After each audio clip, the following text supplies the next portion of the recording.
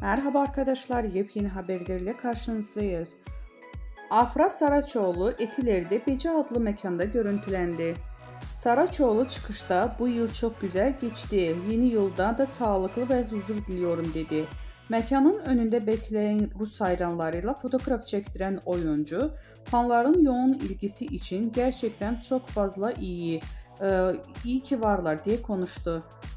Afra Saraçoğlu, "Hayatınızda biri var mı?" sorusuna "Şu anda kariyerime odaklıyım.